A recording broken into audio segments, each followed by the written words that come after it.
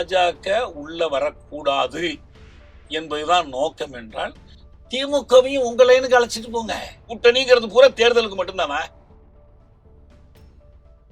அதுல என்னென்ன முடியுமோ அதுல மாத்தி மாத்தி பேசுறீங்க. வதந்திங்கிறாரு பேபி, முத நாள் சொல்றாரு. அதாவது இந்த இங்கிலீஷ்ல ஆக்டிவ் வாய்ஸ் பேசிவ் வாய்ஸ்னு உண்டு. நாங்க போனோம் பேசிக்கிட்டு இருந்தோம், ஸ்டாலின் புறப்பட்டு போன பிறகு அங்க பேசிக்கிட்டாங்க. இது திருமாவோட வாசகம். இது வதந்திகளை வச்செல்லாம் 5 சீட்டா 6 சீட்டான்னு 3 நாள் உட்கார்ந்து பேசுனீங்களே, குடியரசுத் தலைவர் ஆட்சியை தடுப்பதற்கு என்ன வழி என்று திமுக உட்கார்ந்து நீங்க பேசுங்க. ஆலோசிக்க வேண்டிய தேவை இருக்கிறது, அதனாலதான் அந்த தாமதமாகுதுன்னு சொல்றாரு. தாமதமாகலையே, போய் பதவி ஏற்றாச்சே. இல்ல அதுக்கு முன்னாடி அமைச்சர் ஆயிட்டார்ல. இனி நான் ஒண்ணும் இல்லைங்க. அதாவது இவங்களுக்கு வேறு வருத்தங்கள் திமுக மேல நியாயமான வருத்தங்கள் இருக்கலாம், அல்லது விட்டுட்டு போயிடுறது நல்லது. இது ஜெயிக்கல இந்த கூட்டணி. அந்த தேர்தலில் எந்த நிலைப்பாடும் எடுக்கவில்லை. யாரு? விஜய். திருப்பரங்குன்றம் குறித்து என்ன நிலை எடுத்தாங்க? எந்த நிலைப்பாடும் எடுக்கவில்லை. அமைச்சரவையில் இருக்க விரும்புறியா இல்லையாண்டா? நீ காவிரி தொடர்பா நாங்க சேர்ந்து நீ ஒத்துக்க மாட்டோம்னு ராஜினாமா பண்ணி கொடுத்துட்டு போயிட்டு அப்படிதாங்க. சீமான் அவர்களும் அதான் கேள்வி வைக்கிறார். அப்ப நீங்க இருக்கக்கூடிய வளங்களை எல்லாம் சுரண்டி கொடுத்துட்டீங்க, இப்போ இருக்கக்கூடிய வளங்களையும் பாதுகாக்க தவறிடுறீங்களே அப்படின்னு அந்த கேள்வி நோக்கி அதை தீர்க்கறதுக்கு ஒரு முதலமைச்சரானாலும் தீர்த்துருவார்.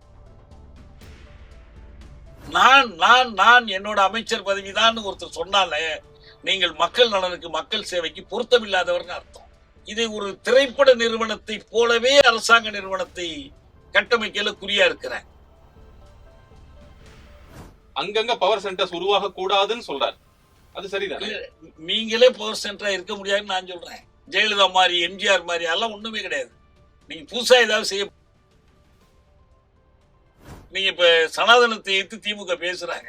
தமிழக அரசினுடைய பாடத்திட்டத்துல சனாதனத்தை உயர்த்தி சொல்லுகிற பாடம் இருக்குதுங்க. எப்படி இருக்க முடியுது? எதுவுமே இல்லாமல் விஜய் பார்த்துக்குவாரு, ஜோசப் விஜய் பார்த்துக்குவாரு என்று சொல்வதை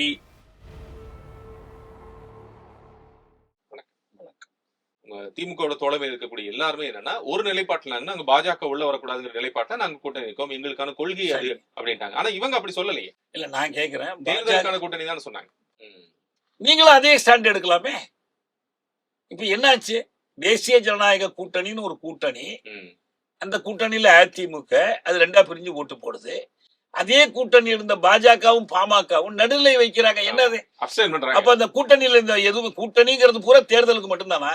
பாஜக உள்ள வரக்கூடாது என்பதுதான் நோக்கம் என்றால் திமுகவையும் உங்களைன்னு அழைச்சிட்டு போங்க. இல்ல அது அவங்க திமுக கூட்டணி வச்சிருந்த அந்த முழக்கம்னு சொல்றேன். இல்லையே, திமுக கூட்டணி வச்சிருந்த முழக்கம் தானே. நீங்க அந்த கூட்டணியை விட்டுட்டு தானே போறீங்க. அதுல என்னென்ன முடியுமோ அதுல மாத்தி மாத்தி பேசுறீங்க. வதந்திங்கிறாரு பேபி, முத நாள் சொல்றாரு இப்படி இந்த கருத்தை ஏற்றுக்கொள்ள முடியாதுங்கிறார். உங்கள்கிட்ட பேசுனாங்களான்னு கேட்டாங்க நிருபர்கள். நான் போகவே இல்லை அந்த கூட்டத்துக்கு, எங்க தோழர்கள் சொன்னாங்கிறார். சண்முகத்திட்ட போய் கேட்கிறாங்க, யாரும் எங்கள்கிட்ட அப்படி ஒரு கோரிக்கையை வைக்கலைங்கிறார். அதாவது இந்த இங்கிலீஷ்ல ஆக்டிவ் வாய்ஸ் பேசிவ் வாய்ஸ்னு உண்டு. இந்த பேசிவ் வாய்ஸை எப்ப பயன்படுத்துவாங்கன்னா, யாரு செஞ்சான்னு தெரியாம ஒரு காரியத்தை செஞ்சாங்க தெரியாம பேசப்பட்டது சொல்லிக் கொண்டார்கள், இதுதான் வருது. தவிர உங்களுக்கு இன்னார் என்ன கேட்டாங்க, ஸ்டாலின் கேட்டார், உதயநிதி கேட்டார், ராஜா கேட்டார், ஒருத்தருமே சொல்ல மாட்டாங்கிறாங்க. நாங்க போனோம் பேசிக்கிட்டு இருந்தோம், ஸ்டாலின் புறப்பட்டு போன பிறகு அங்க பேசிக்கிட்டாங்க. இது திருமாவோட வாசகம். பேபி முத நாள் ஒண்ணு சொல்றாரு, முதல் நாள் அவர் சொல்லும்போது ரொம்ப கிளியரா சொல்றாரு. ஆமா, மூணாவது நாள் என்ன சொல்றாரு? தேவர் ஒன்லி ரூமர்ஸ்ங்கிறாரு. இதுக்கு வதந்திகளை வச்செல்லாம ஒரு முடிவு எடுப்பீங்க? உங்களுக்கு அந்த வதந்தியை வச்சா மறுபடியும் அது பின்வாங்குவதற்கான இடம் இருக்கா? அங்க அந்த கேள்வி வருது இல்லைங்களா ஐயா? வதந்தியை வச்சு ஒரு முடிவு பண்ணி எடுத்துட்டாங்க. அப்படி எப்படி முடிவு எடுப்பீங்க? அதே சூழல் இப்போ வதந்தி இல்ல அப்படின்னு அது வதந்தின்னு தெரிஞ்சு போச்சு, அப்ப பின்வாங்கிடுவாங்களா? அந்த கேள்வி வருது. ஆமா, பின்வாங்குவாங்கிறதுக்குள்ள வதந்தின்னு தெரிஞ்ச பிறகு பின்வாங்கலாம். இவங்க ஒரு முடிவு எடுத்துட்டாங்க. அதாவது இவங்களுக்கு வேறு வருத்தங்கள் திமுக மேல நியாயமான வருத்தங்கள் இருக்கலாம், அல்லது விட்டுட்டு போயிடுறது நல்லது, இது வந்து ஜெயிக்கல, இந்த கூட்டணி ஜெயிக்கலன்னு இது ஒரு சந்தர்ப்பமாக இது கருதலாம். சந்தர்ப்பமாக கருதலாம். ஆனா இந்த வேலையை வந்து நான் குடியரசுத் தலைவர் ஆட்சியை தடுக்கிறதுக்காக தான் போனோம்னு சொல்றீங்க பாருங்க. அதுல எந்த நியாயமும் இல்லை. அப்படி போனீங்கன்னா நான் என்ன கேட்கிறேன்னா, 5 சீட்டா 6 சீட்டான்னு 3 நாள் உட்கார்ந்து பேசுனீங்களே, குடியரசுத் தலைவர் ஆட்சியை தடுப்பதற்கு என்ன வழி என்று திமுக உட்கார்ந்து நீங்க பேசுங்க. அவங்க பேசலைன்னா பப்ளிக்கா வந்து அறிவிங்க, எங்களோட இதை பத்தி இப்ப அவர் பேச மறுக்கிறாங்கன்னு சொல்லுங்க. எந்த முயற்சியுமே நீங்க எடுக்கலையே. 3 கட்சி சேர்ந்து ஒரு ஆர்ப்பாட்டத்துல ஒன்னா சந்திக்கிறீங்க. ஐயா, உங்களுக்கு தெரியாத ஒண்ணு இல்ல. கூட்டணிங்கிறது சமரசத்தின் அடிப்படையில் உருவாகிறது தானே. அதாங்க, அந்த சமரசம் எதுக்காக, யாரை எதுக்கிறதுக்காக? இப்ப பிஜேபி எதிர்ப்பு முடிஞ்சு போச்சாங்க. இல்ல, இப்போ தேர்தலோட அதே முடிஞ்சு புள்ளியில போச்சாங்க. தான் அதே புள்ளியில தான் இருக்காங்க. ஆ? அதே புள்ளியில தான் இருக்காங்க. அதே புள்ளியில இருக்கிறது மட்டும் இல்லைங்க. இப்ப விசிகவுடைய 2ஆம் கட்ட நிர்வாகிகள் என்ன சொல்றாங்க, நாங்களே சீமான் அவர்களையும் விஜய் அவர்களையும் கடுமையாக எதிர்த்தோம். RSS பெற்ற பிள்ளைகள் தான் இவங்க 2 பேரும் சொல்லி எங்க தலைவரே சொன்னாரு. அப்ப அதை வந்து இப்ப நாங்க ஏற்றுக்கொண்டு போனால், இப்ப நாங்களே அதை ஏற்றுக்கொள்வதாக அது அமைந்து விடும். அதனால நாங்க என்ன பண்ணோம், எங்களுக்குள்ள அதை வந்து பேசி சரி செய்ய வேண்டிய சூழல் இருக்கிறது, அதை அனுமானிக்க வேண்டிய சூழல் இருக்கிறது, இவர் இதை செய்கிறாரா இல்லையாங்கிறத ஆலோசிக்க வேண்டிய தேவை இருக்கிறது, அதனாலதான் அந்த தாமதமாகுதுன்னு சொல்றாரு. தாமதம் ஆகலையே, போய் பதவி ஏற்றாச்சே, இல்ல அதுக்கு முன்னாடி அமைச்சர் ஆயிட்டார்ல. இது நான் ஒண்ணும் இல்லைங்க. அவங்க RSS பிஜேபி பெற்ற பிள்ளைகள்னு சொல்றாங்க. ஏதோ ஒரு வகையில இவர் கட்சி தொடங்குறதுக்கும் பிஜேபிக்கும் தொடர்பு இருக்குன்னு கருதுறாங்க. அப்படின்னு சொன்னா அந்த காரணங்களை வெளிப்படையா சொன்னா பலமுறை சொல்லியிருக்கிறேன். 1, கட்சி தொடங்கிய பிறகுதான் பார்லிமெண்ட் தேர்தல் வந்தது 24. நாடாளுமன்ற தேர்தலின் போது நாடு முழுவதிலும் மீண்டும் மோடி வரக்கூடாது என்று மிக கடுமையான பிரச்சாரத்துல வெறும் எதிர்கட்சிகள் மட்டும் இல்ல, இந்தியா கூட்டணி மட்டுமல்ல, நிறைய அறிஞர்கள், வழக்கறிஞர்கள், மனித உரிமை ஆர்வலர்கள் எல்லாம் களத்தில் இறங்கி, காந்தியவாதிகள், அம்பேத்கரிஸ்டுகள் எல்லாம் களத்தில் இறங்கி போராடிட்டு இருக்காங்க. நம்ம தமிழ்நாட்டில் தமிழக பொது மேடை என்றே ஒரு முன்னாள் நீதிபதி தலைமையில ஒரு சிவில் சமூக அமைப்பை உருவாக்கி அதை செயல்படுத்தி இவ்வளவு செஞ்சுக்கிட்டு இருக்கும் போதும் அந்த தேர்தலில் எந்த நிலைப்பாடும் எடுக்கவில்லை. யாரு? விஜய். உங்க கட்சிக்காரனை யாருக்கு ஓட்டு போடுங்கன்னு சொல்லணுமா வேண்டாமா? நான் கேட்கிறேன், நீங்க யாருக்கு நீங்க ஓட்டு போட்டீங்க? மோடிக்கு போட்டீங்களா, மோடி எதிர்த்து போட்டீங்களா? உங்க கட்சிக்காரங்களுக்கு என்ன வழிகாட்டுறீங்க? நீங்க வந்து சட்டமன்ற தேர்தல் வர்ற வரைக்கும் நம்ம தேர்தல் பங்கேற்க வேண்டாம்னு முடிவு எடுக்கிறது நடைமுறை சார்ந்தது. அமைப்புகள்லாம் ஒழுங்குபடுத்தணும், தலைவரை போடணும், வேட்பாளர் ரைட்டு. ஆனால் ஸ்டாண்ட் எடுக்கிறதுல என்ன தடை? அந்த தேர்தல் தொடர்பா நீங்க ஒரு நிலைப்பாடு எடுக்கல. 1. 2வது, காங்கிரஸ் கூட்டணி சேரலாம்னு ஆசைப்பட்டுக்கிட்டு இருக்கிறீங்க, அதுக்கான முயற்சி பண்றீங்க, கூட்டணியில வந்தா நான் பங்கு தர்றேன்லாம் கூப்பிடுறீங்க, எல்லாம் ரைட்டு. இந்த தேர்தல் அலமளப்புக்கு இடையில தான், தேர்தலை நோக்கி நாடு நகர்ந்து கொண்டிருக்கும் போதுதான் திருப்பரங்குன்றத்தில் ஒரு சிக்கல் வரும். திருப்பரங்குன்ற சிக்கல் குறித்து மதுரையில வந்து இதே கம்யூனிஸ்ட் கட்சிகள், விசிக, திமுக, மதச்சார்பற்ற அமைப்புகள் எல்லாம் சேர்ந்து ஒரு மத நல்லிணக்க கூட்டமைப்பை உருவாக்கி திருப்பரங்குன்றத்தை அயோத்தி ஆக்குவோம் என்று ராஜா பேசியதற்கு பிறகுதான் இவ்வளவு நடக்குது. அதை தடுத்து நிறுத்துறாங்க. சிக்கந்தர் தர்காவை அலேக்கா தூக்கிட்டு போய் வேற இடத்துல வச்சிடலாம்னு பேசுறாரு அவரு. இத்தனையிலும் அதிமுக வந்து அந்த பக்கம் இருக்கிறாங்க. இதை எதிர்த்து கொண்டெல்லாம் அவங்க வெளியில எல்லாம் வரல, அங்கேயேதான் இருக்கிறாங்க. அப்ப விஜய் கட்சி தேர்தலுக்கு தயாராகிட்டு இருக்குல்ல, அங்கே வேட்பாளர் நிறுத்த போதில்லை. திருப்பரங்குன்றம் குறித்து என்ன நிலை எடுத்தாங்க? எந்த நிலைப்பாடும் எடுக்கவில்லை. இதை பற்றி பேசுவதில்லை என்று முடிவெடுத்திருக்கிறோம். அப்ப நீங்க மதச்சார்பின்மைக்கு, உண்மையான மதச்சார்பின்மை இன்னைக்கு வந்துருச்சு, ரியல் செக்குலர் கவர்மெண்ட்னு சொல்றீங்களே, எப்படி நம்புறது? திருப்பரங்குன்றம் குறித்து இப்ப நிலைப்பாடு எடுக்கிறீங்களா?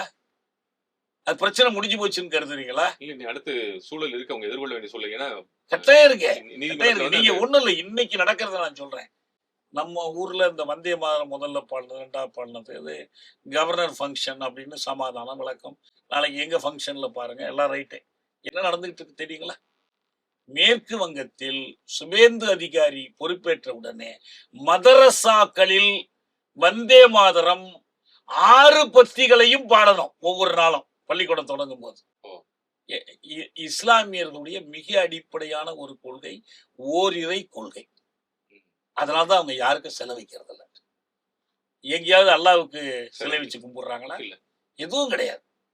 அப்ப அப்படி இருக்கும்போது நீங்கள் துர்க்கையே, லட்சுமியே, சரஸ்வதியே அந்த பாட்டுல வரக்கூடிய இந்து தெய்வங்களை எல்லாம் சொல்லி இதுதான் பாரத மாதான்னு வர்ணிக்கணும். இது அந்த காலத்துல, இந்த பாட்டு வந்த காலத்துல ஆனந்தமடம் நாடகத்துல இந்த பாடல் இடம்பெற்றுச்சு. அதுல வந்து சன்னியாசிகள் போராடுறாங்க. எதுக்கு எதிரானா இஸ்லாமியர்களுக்கு எதிராக போராடுற ஒரு காட்சி. ஏன்னா இவரே இந்த எழுதின பங்கிம் சந்திர சட்டோபாத்தியாய் ஒரு அரசு அதிகாரி. அவர் எழுதின நாவல் அது. அதுல வர்ற பாட்டு அது. இந்த பாட்டை பயன்படுத்தலாமா? ஏன்னா பாரதியார் 2 மொழிபெயர்ப்பு கொடுத்தாரு, இங்க தமிழ்ல கொடுத்தாரு, வந்தே பாரத் அப்படின்னு பிரச்சனை வரும்போது ஜின்னா கடுமையா எதிர்த்தார். நாங்க இஸ்லாமியர்கள், நீங்கள் இந்து தெய்வமாக பாரத மாதாவை வர்ணிக்கிறதை நாங்க எடுத்துக்கிட்டு நாங்க பாட முடியாது என்று சொன்னார். காந்தி என்ன செஞ்சாருன்னா, சரி முதல் 2 பத்தியை மட்டும் பாடுவோம், மிச்ச 4 பத்தியில தான் அந்த மத பிரச்சனை வருது, விட்டுருவோம் என்று அவங்க வந்தே மாதரத்திலும் முதல் 2 பத்தி மட்டும் பாடுவதை வழக்கமா கொண்டாங்க. அதுதான் வந்தே மாதரம்ங்கிறது.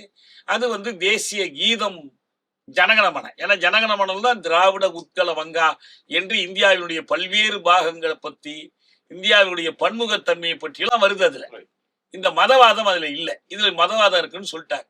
இப்ப என்ன பண்றாங்க, 6 பத்தியையுமே பாடியாகணும், சமஸ்கிருதத்திலேயே பாடணும். இந்த கட்டாயத்தை கொண்டு வர்றாங்க. இப்ப வங்காளத்துல அது வருது.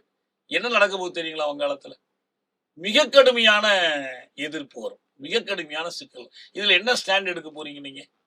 இப்ப ஒண்ணு விஜய் ஒண்ணு கத்துக்கிட்டு இருக்கணும் இந்த நாட்களுக்குள்ள சொல்றேன். இப்ப ஒரு வாரமா 10 நாள் ஆச்சு. இந்த 10 நாளைக்குள்ள என்ன கத்துக்கிட்டு இருக்கணும்னா, தமிழ்நாட்டுக்கும் தில்லிக்கு என்ன சம்பந்தம் இருக்கு? பேசினார ஸ்டாலின் சொல்றாரு, இது தில்லிக்கும் தமிழ்நாட்டுக்குமான போராட்டம்னு சொல்றாரு. தமிழ்நாடு போராடும் வெல்லும்ங்கிறாரு. நடக்க போறது மாநில முதலமைச்சர், மாநில சட்டப்பேரவைக்கான தேர்தல். தில்லிக்கு இதுக்கு என்ன சம்பந்தம்? 3 நாள் ஆளுநர் அலைய விட்ட போது உங்களுக்கு தெரிஞ்சிருக்கணும். ஆளுநரை யார், எந்த மக்கள் தேர்ந்தெடுத்தாங்க? தமிழ்நாட்டு மக்களா தேர்ந்தெடுத்தாங்க. தில்லி தானே கொண்டு வந்து உட்கார வச்சிருக்கு. அது ராஜ்பவனா இருக்கலாம், லோக் பவனா இருக்கலாம், மக்கள் மாளிகையாவும் இருக்கலாம். எந்த பேர்லயா இருந்தாலும் ஒரு ஆளுநர் உட்கார்ந்து கொண்டு மக்களால் தேர்ந்தெடுக்கப்பட்ட ஒருவரை விரட்டி விரட்டி இதை கொண்டு வா, அதை கொண்டு வான்னு கேட்டுக்கிட்டு இருந்தார். அப்புறம் நாங்க சொல்றதுதான் பாடணும், நாங்க சொல்றபடிதான் பிரமாணம் எடுக்கணும். டெல்லியை பார்த்தார். இப்ப நாளைக்கு என்ன பண்ண போறாங்க? எந்த நிதிக்காகவும் அங்க போய் நிக்கணும். உங்களுக்கு நீங்க சிலிண்டர் கொடுக்கணும்னா சிலிண்டர் விலையை தீர்மானிக்கிறவன் யாரு? அவன் தீர்மானிக்கிறான். அவன் கடைபிடிக்கிற அயலுறவு கொள்கை. ஈரான்ல இருந்து உங்களுக்கு ஹோர்முஸ் ஜலசந்திய அதுல 2 கப்பலை அனுமதிக்குவதே ஈரான் என்ன சொன்னாங்க தெரியுங்களா? இந்திய மக்கள் எங்களை ஆதரிக்கிறார்கள், அவர்களுக்கு போற கப்பலை நாங்க தடை செய்ய மாட்டோம்னு தான் சொன்னாங்க. உங்க அரசாங்கத்துக்காக எல்லாம் சொல்லல உங்களுக்கு. அதனால வேண்டி எல்லாத்துலயும் இந்த சிக்கல் வருங்க. நீங்க டெல்லியோடு போராடாமல் ஒரு போர்க்குணம் இல்லாத யாருமே மக்களுக்கு ஒரு நன்மையும் செய்ய முடியாது. இது அரசுக்கான சிக்கல் நீங்க சொல்றீங்க. இப்ப இவர்களோட கூட்டணியில் அமைச்சரவையில் பங்கேற்றிருக்கக்கூடியவர்களுக்கான பிரச்சனை எங்க இருந்து? இதேதான் அமைச்சரவையின் கூட்டு பொறுப்பு. நீங்க நரசிம்மராவ் வாழப்பாடி ராமமூர்த்தி சொன்னதை ஞாபகம் வச்சுங்க. வாழப்பாடி என்ன சொன்னாரு? காவிரி தொடர்பான இந்திய அரசினுடைய கொள்கையை நான் ஏற்றுக்கொள்ளவில்லைன்னு சொன்னார். கூப்பிட்டாரு நரசிம்மராவ், அமைச்சரவையில் இருக்க விரும்புறியா இல்லையான்னா, நீ காவிரி தொடர்பா நாங்க சேர்ந்து நீ ஒத்துக்க மாட்டோம்னு ராஜினாமா பண்ணி கொடுத்துட்டு போயிட்டு அப்படிதாங்க வாழப்பாடி பதவி இழந்தாரு. இப்ப காவிரிக்காக அவர் தியாகம் பண்ணார், இவர் தியாகம் பண்ணாருமாங்களே. இவரு சாய்ச்சாரோ இல்லையோ ரிசைன்மெண்ட் வந்துட்டாரு, நான் ஒத்துக்க முடியாதுன்னு சொல்லிட்டு வந்துட்டாரு. அந்த நிலைமை தான் வரப்போகுது. பாருங்க, மேகதாட்டு வருது. மேகதாட்டுல சரி அரசு நிலைப்பாடு எடுக்கிறது இருக்கட்டும், காங்கிரஸ் என்ன நிலைப்பாடு எடுக்க போகுது? கூட்டணி அமைச்சரவை பங்கேற்று ராகுல் காந்தியும் சோனியா காந்தியும் கர்நாடகத்துக்கும் அவங்கதான் தலைவர், தமிழ்நாட்டுக்கும் அவங்க தான். அங்கதான் ஒரு பொது நிலைப்பாடு வந்தது. மாநிலம் சார்ந்திருக்கக்கூடிய உரிமைகள் அந்த இடத்துல வந்துருது இல்லைங்களா? இல்லையா, கர்நாடகம் மாநில உரிமை இல்ல. காவிரி தொடர்பா ஒரு தெளிவு நமக்கு இருக்கணும். என்னன்னா, கர்நாடகத்திற்கு காவிரியில் உரிமை உண்டு என்பதை தமிழ்நாட்டில் யாரும் மறுக்கவில்லை. ஆனா காவிரியில் தமிழ்நாட்டுக்கு உரிமை உண்டு என்பதை மறுக்காதவர்கள் கர்நாடகத்துல இல்ல. அவங்க எல்லாருமே மறுக்கிறாங்க. எல்லாரும் சேர்ந்தா போராடுறாங்க, எல்லாம் சேர்ந்தா நிக்கிறாங்க உங்களுக்கு. அதனால 2ஐயும் சமப்படுத்த வேண்டாம். அது மாநில நலன், மாநில உரிமை இல்ல. நம்ம இல்ல அந்த இடத்து அந்த புள்ளியில் அந்த பண்றாங்க. தமிழ்நாட்டுக்கு தண்ணி கொடுக்க கூடாதுங்கிறதுல, முல்லை பெரியாறு உரிமையை மறுக்கிறதுல கேரளா ஒன்னா நிக்குது, காவிரி உரிமையை கொடுக்க கூடாதுங்கிறதுல கர்நாடகம் ஒன்னா நிக்குது. அப்ப இந்த காங்கிரஸ் எல்லாம் என்ன பண்ண போறாங்க? இந்த இது ஏற்கனவே நம்ம நிறைய இந்த விஷயங்களை பேசி இருக்கோம். இதே அதுக்கு இதுக்கு வித்தியாசம் இருக்கு. என்னன்னா, இதுல ஒரு கட்டம் நம்ம ஒரு தீர்ப்பாயம் அமைக்கப்பட்டு அது தீர்ப்பு சொல்லி அதுல உச்சநீதிமன்ற திருத்தங்கள்லாம் சொல்லி அதுக்கு ஒழுங்காற்றுக்குழு தீர்ப்பாயம் எல்லாம் இருக்கு. இப்ப இது எல்லாமே ஒரு கட்டத்துல முடிய போகுது. அதுக்கு பிறகு இது ஒண்ணுமே செல்லுபடியாகாது. ஒரு 15 வருஷத்தோட அவன் தீர்ப்பு கொடுத்ததுலேருந்து எடுத்தீங்கன்னா முடிஞ்சு போச்சு உங்களுக்கு. அதுக்கு பிறகு முழுக்க முழுக்க புது உடன்படிக்கை போட்டாதான். அப்ப இந்த புது உடன்படிக்கை போடணும்னா ஒரு வேடிக்கை தெரியுங்களா? இவ்வளவு பெரிய சிக்கல் இருக்குது. தமிழ்நாட்டினுடைய வளர்ச்சிக்கே இந்த காவிரி தான் அடிப்படை. தமிழ் தாய்னா காவிரி செவிலி தாய்ன்னு நாங்க சொல்லுவோம். திமுக தேர்தல் அறிக்கையில காவிரி சிக்கல் பற்றி எதுவுமே இல்லை. காவிரியில தூர் வாடுறதை பற்றி தூய்மை பற்றி தவிர காவிரி உரிமை பற்றி இல்லை. முல்லை நெல்லை இந்த குறிஞ்சி முல்லை நெய்தல் இருக்குதை தவிர முல்லை பெரியாறு பற்றி எதுவுமே இல்லை. என்ன விழிப்பு? நீங்க எங்க இருந்து மக்களுக்கு எல்லா நன்மையும் செய்ய போறீங்க? ஆற்றல் உரிமை பத்தி கவலையே இல்லையா? ஏன்னா அந்த கூட்டணி தடுக்குதா? என்ன காரணம்? இப்ப இவங்க என்ன செய்ய போறாங்க? இதுதான் சீமானும் கேள்வி வைக்கிறார். சீமான் அவர்களும் அதான் கேள்வி வைக்கிறார். அப்ப நீங்க வந்து இருக்கக்கூடிய வளங்களை எல்லாம் சுரண்டி கொடுத்துட்டீங்க, இப்போ இருக்கக்கூடிய வளங்களையும் பாதுகாக்க தவறிடுறீங்களே அப்படின்னு அந்த கேள்வி நோக்கி அதை தீர்க்கறதுக்கு ஒரு முதலமைச்சரானாலும் தீர்த்துருவார். அவ்வளவுதானே. இங்க தீர்வு தான் பிரச்சனை. சீமான் பேசல ஒண்ணும் பிரச்சனை இல்லை. என்ன முதலமைச்சராக்குங்க? எப்படி நீங்க மட்டும் எப்படி ஆகுங்க? இப்ப என்ன சொல்ல ஆரம்பிச்சுட்டாரு தெரியுங்களா? நானும் ஒரு 4-5 பேர் சட்டசபைக்கு போயிருந்தா எப்படி இருக்குன்னு தெரியுமா?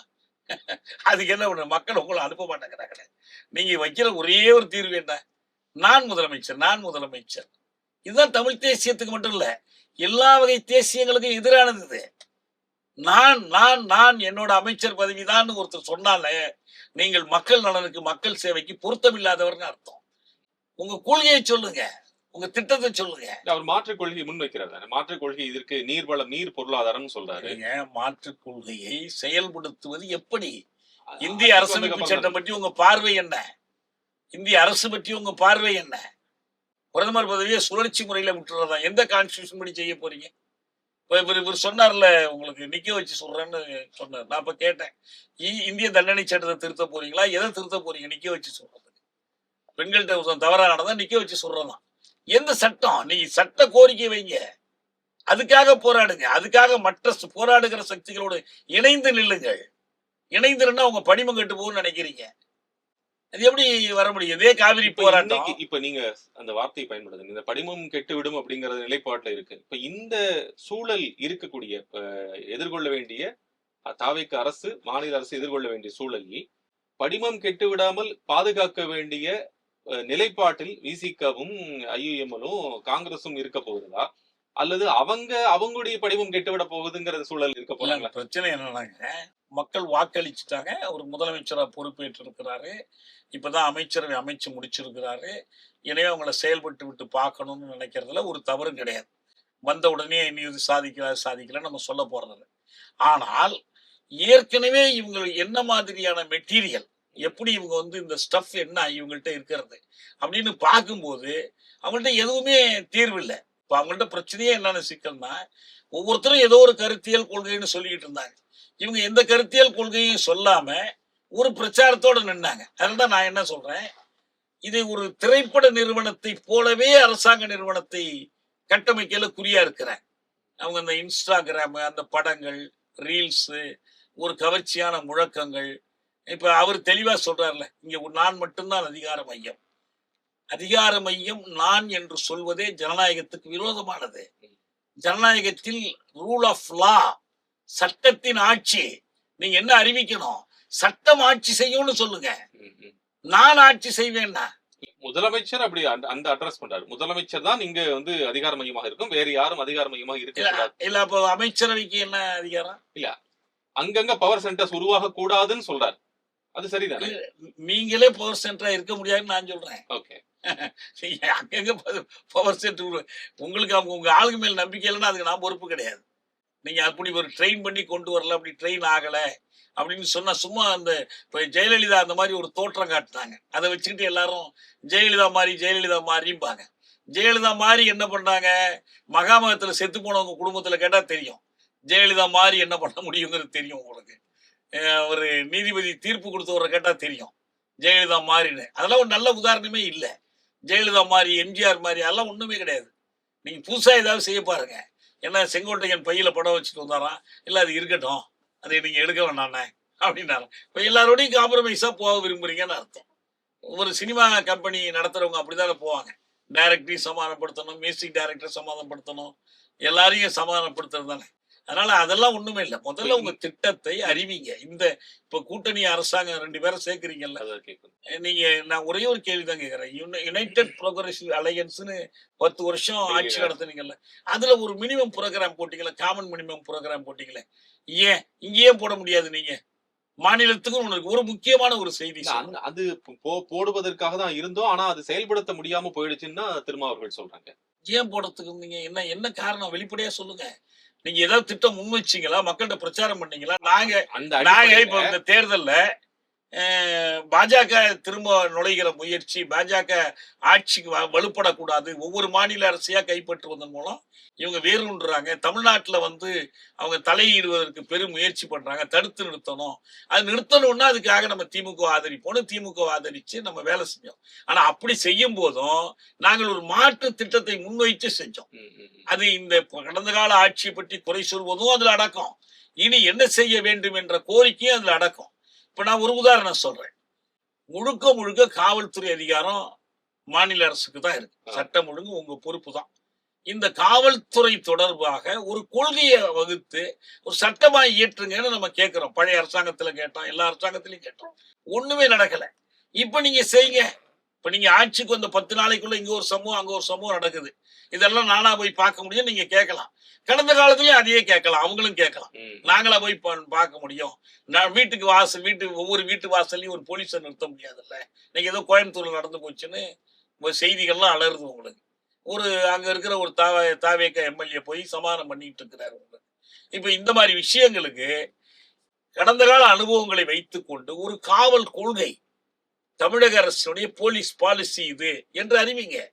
கல்வித்துறைக்கு நான் பலமுறை சொல்றேன், கல்வித்துறைக்கு அமைச்சர் இருப்பார், பள்ளி கல்வித்துறை அமைச்சர், உயர்கல்வித்துறை அமைச்சர், அப்புறம் இதுக்கு செயலர், அப்புறம் எல்லா பதவிகள் எல்லாம் இருக்கும். என்ன இருக்காது தெரியுங்களா? கல்வி கொள்கைன்னு ஒண்ணு இருக்காது. எந்த கொள்கையை இந்த அமைச்சர் செயல்படுத்த போகிறார்? நாங்க ஒரு முறை அதிமுக அரசாங்கம் இருக்கும்போது அது மாதிரி ஒரு அமைச்சரை போய் கேட்டோம். அவர் எங்கள்கிட்ட சொன்னாரு, இந்த ஒரு அம்மா இருப்பாங்க, அவங்கள்ட்ட சொன்னீங்கன்னா அவங்க மேடத்துக்கிட்ட சொல்லி உங்களுக்கு வேணுங்கிறது செய்வார்னு சொன்னார். அவ்வளவுதான். அவங்களுக்கு இதை பத்தி ஒண்ணும் தெரியாது. அதை பத்தி அவங்க கத்துக்கிற முயற்சியும் கிடையாது. அவங்களுக்குன்னு ஒரு ஐடியாலஜி, எது பயிற்று மொழி, எது பயில் மொழி, என்ன மாதிரி, எதுக்கு முன்னுரிமை கொடுக்கணும், அறிவியல் கல்வி எப்படி இருக்கணும், ஒண்ணுமே தெரியாது உங்களுக்கு. நீங்க இப்ப சனாதனத்தை எதிர்த்து திமுக பேசுறாங்க. தமிழக அரசினுடைய பாடத்திட்டத்துல சனாதனத்தை உயர்த்தி சொல்லுகிற பாடம் இருக்குதுங்க. எப்படி இருக்க முடியுது? அதை பத்தி உணர்வு இல்லைன்னு அர்த்தம். முரணா இருக்கு. குழந்தைகளுக்கு நீங்க உங்க கொள்கைக்கு மாறான ஒன்றை சொல்லிக் கொடுக்குறீங்கன்னு அர்த்தம் உங்களுக்கு. குஜராத்ல அவன் என்ன பண்றான்? பகவத்கீதையை பாடத்திட்டத்துல சேர்க்கிறான். காங்கிரஸும் ஆம் ஆத்மியும் சேர்ந்து அதை ஆதரிக்கிறாங்க. உங்களுக்கு தமிழ்நாட்டுல நம்ம மக்களுக்கு இடஒதுக்கீட்டுக்கான போராட்டம் பற்றி தெரியுமா? பாடத்திட்டத்துல சேர்த்திருக்கீங்களா? இந்திய போராட்டம் பற்றி சொல்லி இருக்கிறீங்களா? எதுவுமே கிடையாது உங்களுக்கு.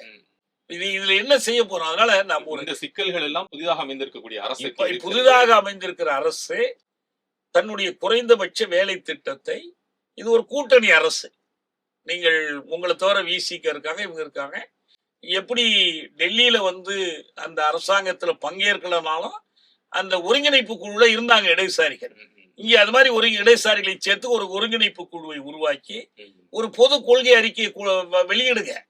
அதுல என்ன செய்யணுங்கிறத வெளியில இருக்கிற சமூக ஆர்வலர்கள் மற்றவங்கள்ட்ட எல்லாம் தெரிஞ்சுக்கிடுங்க. அதை செயல்படுத்துங்க. எதுவுமே இல்லாமல் விஜய் பார்த்துக்குவாரு, ஜோசப் விஜய் பார்த்துக்குவாரு என்று சொல்வதை மக்கள் ஏற்க மாட்டார். பொறுத்திருந்து பார்க்கலாம் ஐயா. அமைச்சரவையில் பங்கேற்றிருக்கக்கூடிய கட்சிகள் எப்படி ஆக்கப்பூர்வமாக அல்லது அவர்களுக்கு படிமன் மாறாமல் எப்படி செயல்பட போகிறார்களா, அல்லது அவர்களுடைய இந்த அரசு கடந்த முறை இருப்பது போன்று இருக்கக்கூடிய நிலைப்பாட்டில் இருக்க போகிறார்கள் என்பதை பொறுத்து பார்க்கலாம். நேரம் ஒதுக்கி உங்களுடைய கருத்துக்களையும் உங்களுடைய நேரத்தையும் எங்கிட்ட பயன்படுத்தி மிக்க நன்றி.